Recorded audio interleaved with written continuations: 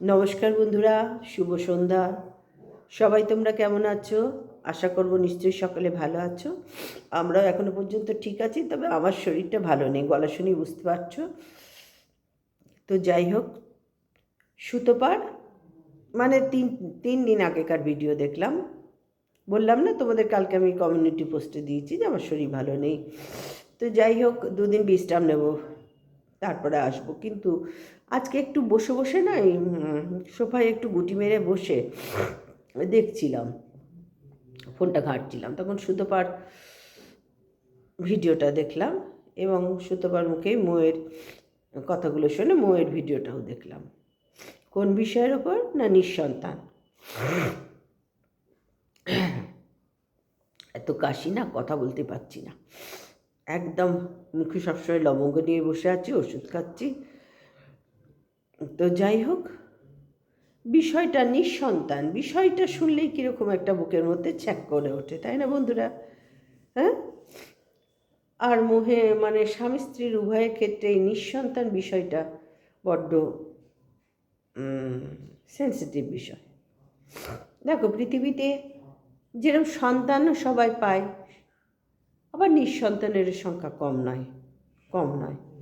আবার সন্তান হয়েও থাকে না, এরকম সংখ্যা আছে। আবার আছে সন্তান জন্মালো, সব হলো, পরিণত বুদ্ধি হলো না, বা হাত পা কিছু পরিণত হলো না। যাই হোক, এরকম তো হয় না, সব রকমই পৃথিবীতে আছে। ঠিক তার তেমনি একটি বিষয় হচ্ছে নিঃসন্তান। মৌয়ের কথাও শুনলাম এবং সুতপার কথাও শুনলাম। দেখো, এই নিয়ে না সুতপাকে অনেক বছর ধরে কটাক্ষর সামনে হতে হয়েছে। কারণ নিঃসন্তান মানেই তাদেরও সন্তান আছে, তাদেরও ঘরে অবশ্যই সন্তান আছে, আর থাকুক, ফুলে ফলে থাকুক, দুধে ভাতে ফুলে ফলে থাকুক, আশীর্বাদ করি, অল টাইম সকলের মঙ্গল চায়। কিন্তু সেখানে দাঁড়িয়ে এই মেয়েগুলোকে কটাক্ষ করতে কেউ কিন্তু ছাড়ছে না, কেউ ছাড়ছে না। যারা কটাক্ষ করছে তারাও হয়তো মা, বোঝাতে পারছি, তারাও মা, হয়তো নাও হতে পারে, আমি তো জানি না। ভিউয়ার্সদের আমরা কি করে চিনব, তোমরাই বলো তো? তোমরা আমাদের দেখে চিনতে পারছো, কিন্তু আমরা তোমাদের কি করে চিহ্নিত করব বলো তো? সম্ভব নয় না? তো সেই ক্ষেত্রে দাঁড়িয়ে তোমাদের কমেন্টসের উপরই আমাদের বিশ্লেষণ করতে হয়। তো সুতপার ক্ষেত্রেও সেরম দেখেছি, বা মৌয়েরও দেখলাম, একটা কমেন্টস এসছে এবং সে তাতে 18টা লাইক পড়েছে।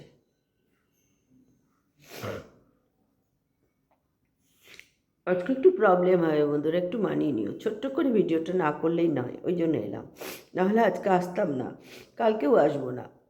কিন্তু সামনে পড়ে গেল তো, একটা মা, তো মা হয়ে থাকাটা ঠিক মন থেকে সায় দিল না, যে না, সবাই তো জানে আমার শরীরটা ভালো নেই, আর আমি দুদিন বিশ্রাম নেব বলেওছি। তার মধ্যে ছোট্ট করে বলি, পুরোটা হয়তো অনেকটাই বলার আছে, বুঝতে পারছো, বলতে পারছি না। আরেক দিন বড় করে ভিডিও করব যখন সুস্থ হব। তো যাই হোক, মৌয়ের কমেন্টসটাও দেখলাম, দিয়ে দিয়েছে।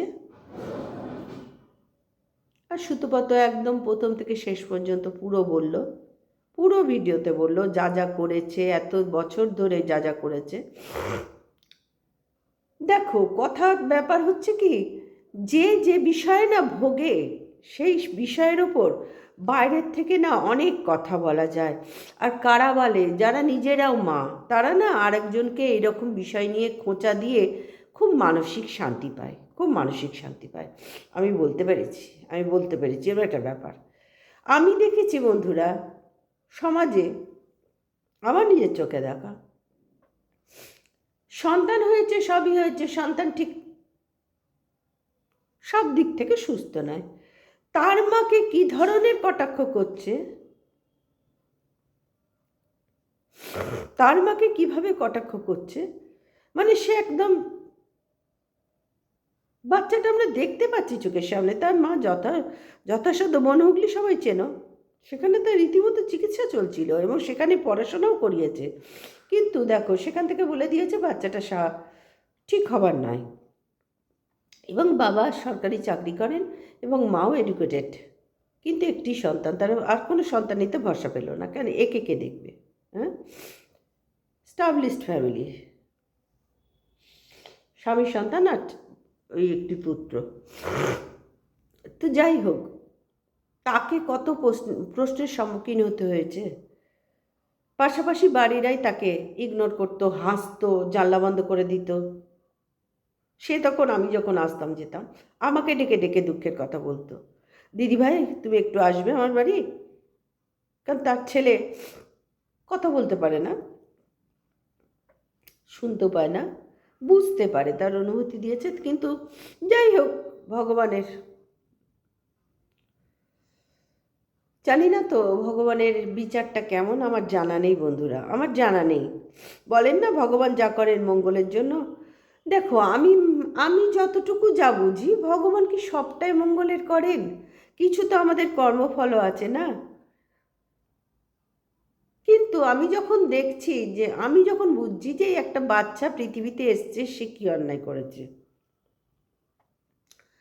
সে তো কোনো অন্যায় করেনি।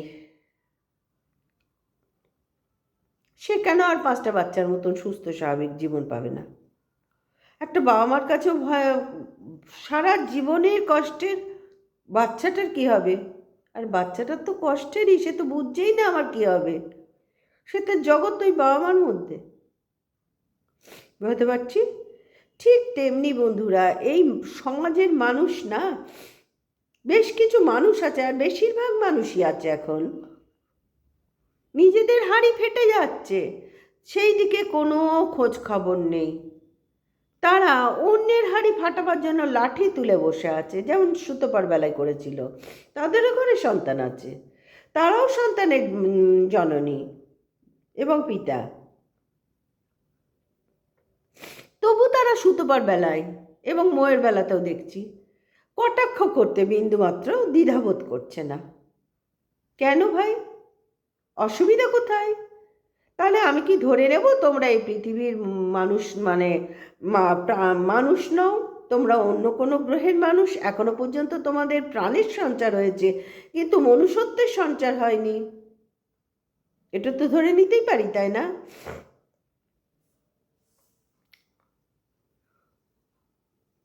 খুব কি দরকার এই সেন্সিটিভ, এগুলো একটা সেন্সিটিভ বিষয়, এগুলো প্রত্যেকটা, যে কটা আমি বললাম, সেই বিষয় নিয়ে না কাউকে কটাক্ষ করতে নেই। তোমরাও তো পড়াশোনা শিখেছো, তোমরাও তো সংসার ধর্ম পালন করছো বন্ধুরা। তাহলে তোমরা কোন অ্যাঙ্গেল থেকে এইভাবে কটাক্ষ করে নিজেদের মধ্যে শান্তি খোঁজার চেষ্টা করো? তোমরা কি মনে করো 5টা মহিলা মিলে এক জায়গায় দাঁড়িয়ে আর একটা যে মানুষকে নিয়ে এরম কাটাছেঁড়া করা, আজ আমরা বিরাট একটা কিছু করে ঘরে ঢুকছি? সত্যি কি তোমরা বিরাট কিছু সমাজের মঙ্গল করে ঘরে ঢুকলে? কিছুক্ষণ সময় যে বার করে তোমাদের সংসারের কাজকর্ম সেরে তোমরা 5জনে মিলে বার করে ওখানে দাঁড়ালে, দাঁড়িয়ে যে আলোচনাগুলো করলে, সেই আলোচনায় কোথাও কি কোনো পরোপকারের জায়গা থাকলো? কাউরির মঙ্গল চাওয়ার জায়গাটা থাকলো?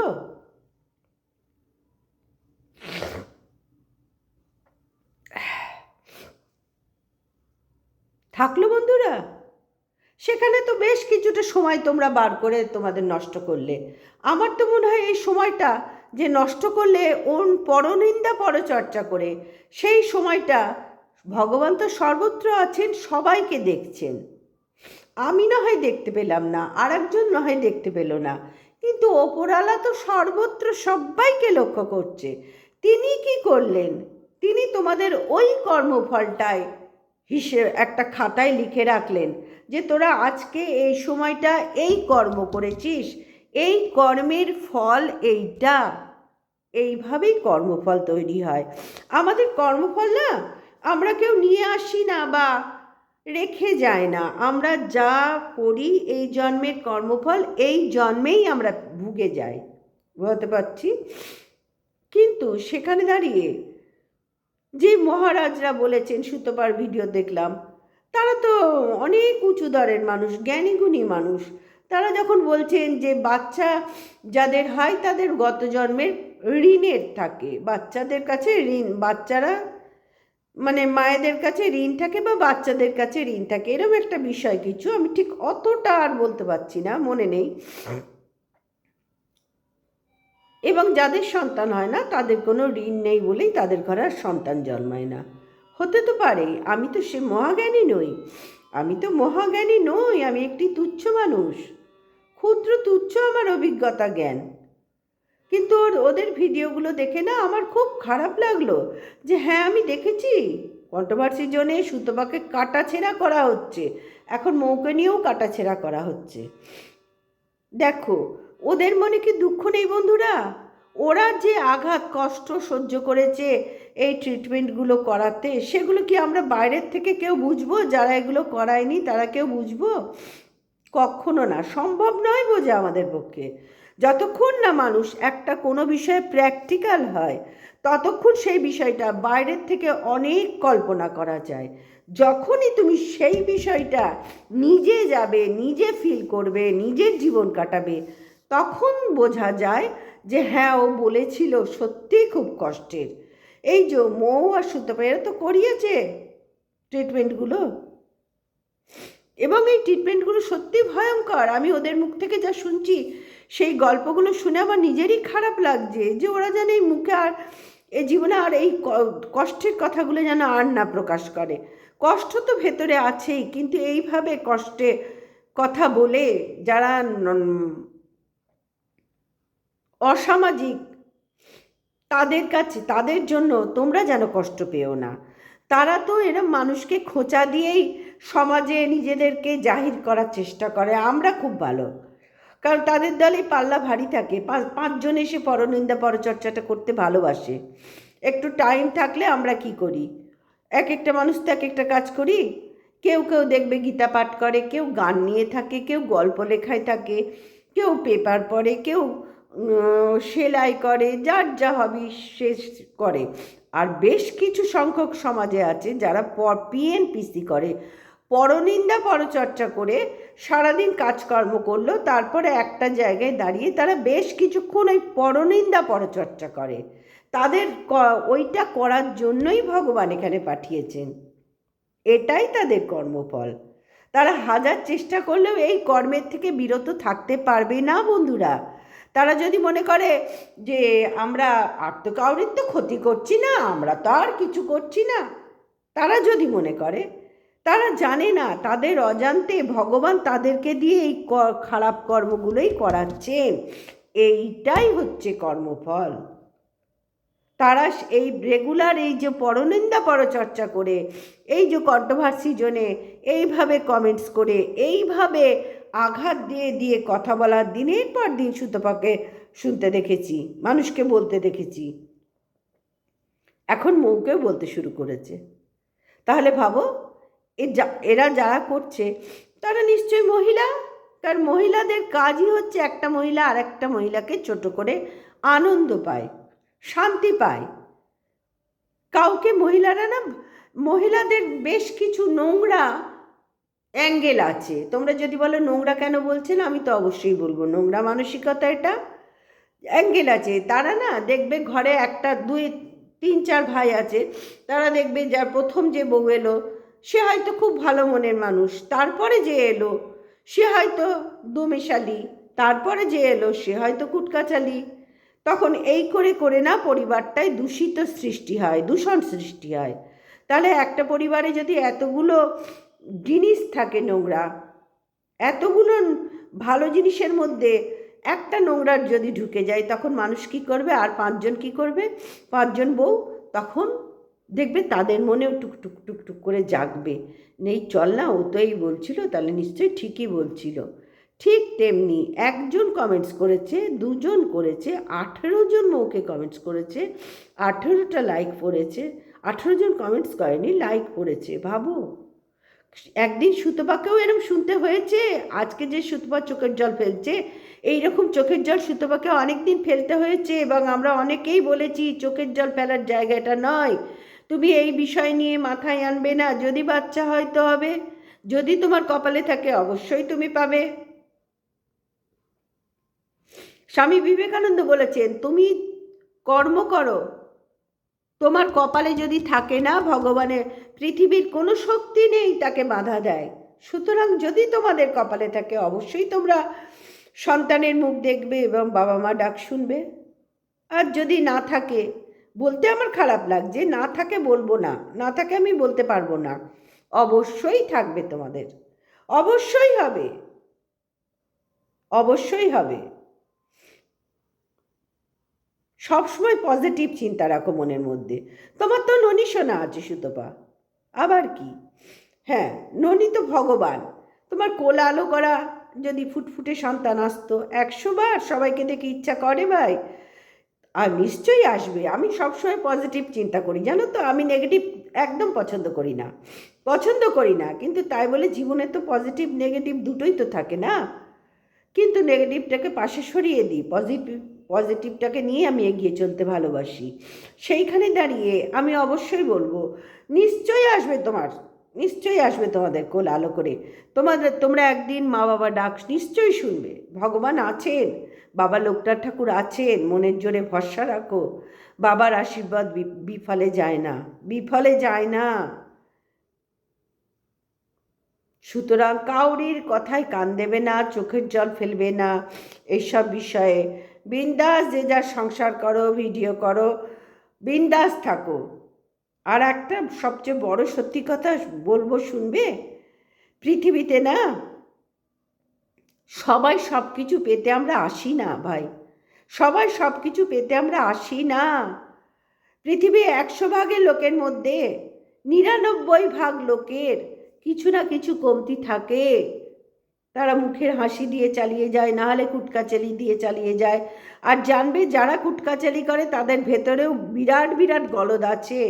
যারা এই নোংরা কমেন্টসগুলো করে, এই নিয়ে কটাক্ষ করে, ঢিল ছড়ে সবসময় কমেন্ট বক্সে, জানবে তাদের ভেতরেও হাজার একটা কমেন্টস মানে তিক্ততা আছে।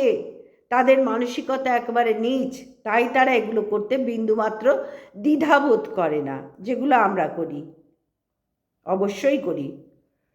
কাউরির ভালো চাইতে না পারি, কাউরির খারাপও চাওয়ার অধিকার আমাদের ভগবান দেননি। যেটুকু ঠাকুর দিয়েছেন সকলের মঙ্গল চাওয়ার অধিকার দিয়েছেন, মন্দ চাওয়ার অধিকার দেননি আমাদের কাউকে। সুতরাং আজকের পর থেকে তোমরা আর কেউ দুঃখ করবে না, আনন্দ করো। হ্যাঁ, দুঃখ তো মনের মধ্যে একটা থাকেই, কিন্তু সেইটার ওপরেই প্রাধান্য দিয়ে বসে থেকো না। তোমরা তো সবাই গুণী ব্যক্তি, গুণী মেয়ে, এগিয়ে যাও, এগিয়ে যাও। যদি কপালে থাকে নিশ্চয়ই হবে, হবেই হবে। ঠাকুরের কাছে প্রে করি, হবেই হবে। তোমাদের কোল আলো করে সন্তান আসবে, তখন কাউকে উত্তর দিতে যেও না, সন্তানই তার উত্তর হবে। বোঝাতে পারলাম? অনেকে ভাবে আমি পেয়ে গেলেই হয়তো উত্তর দিয়ে বোঝাবো, না না না, ওইটা বড্ড বোকামি হয়ে যায়, বড্ড বোকামি হয়ে যায়।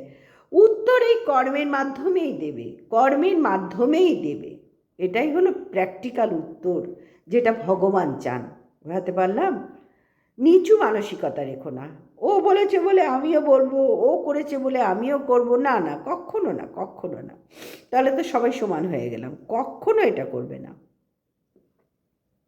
কখনো না।